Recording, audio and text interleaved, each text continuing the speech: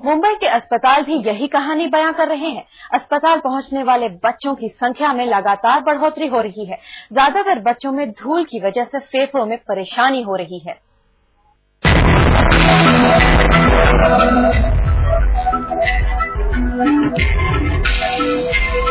मासूम काव्या मुंबई में रहने की सजा भुगत रही है। शहर में लगातार बढ़ रहे प्रदूषण ने काव्या के फेफड़ों में इन्फेक्शन कर दिया है। आलम यह है कि अब मासूम काव्या के फेफड़ों की प्रतिरोधक क्षमता कम हो गई है और यही वजह है कि वो बार बार बीमार पड़ रही है। काव्या के जैसे तमाम बच्चे मुंबई में बह रही जहरीली हवा के शिकार हो रहे हैं।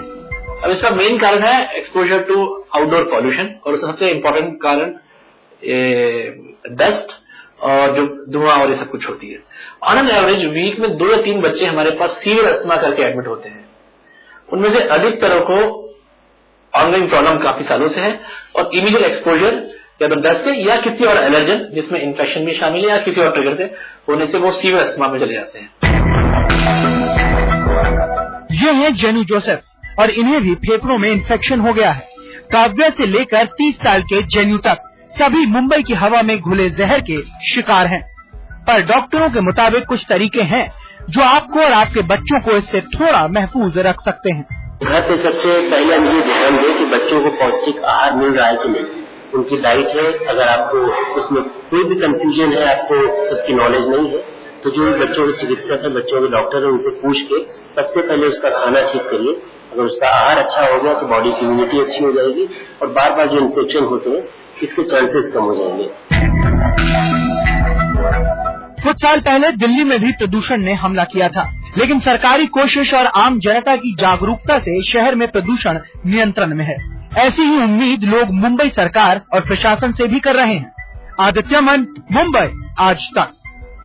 इस समस्या को देखते हुए बीएमसी कई कड़े कदम उठाने जा रही है, जिसमें सड़कों को पानी से धोने के साथ साथ पूरे शहर में चल रहे कंस्ट्रक्शन के कामों पर निगरानी रखी जाएगी। इस काम के लिए एक कमेटी को गठन किया गया है।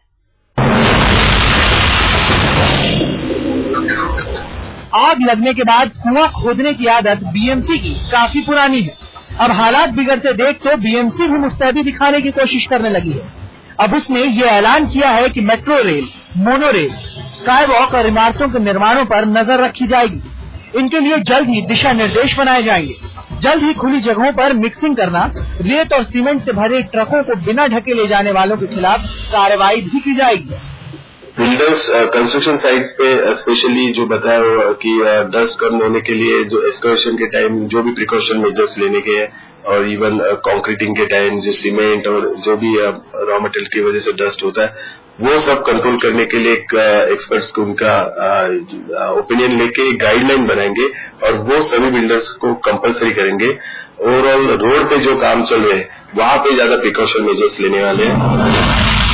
इतना ही नहीं, बीएमसी अब सड़कों को ढोने का काम भी करेगी। यानी धूल से शहर को बचाने के लिए बीएमसी हर वो कोशिश कर रही है जिसकी सुध उसे काफी पहले लेनी थी।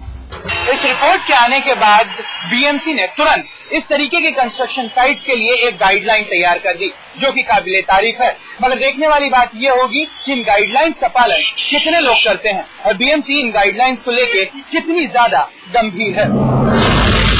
शहर को जहर से मुक्त करने के लिए बीएमसी अपनी कोशिशें 1 महीने के अंदर शुरू करेगी, लेकिन सड़कें धोने के लिए वो पानी कहां से लाएगी, ये एक बड़ा सवाल है। आदित्य मन, मुंबई आज।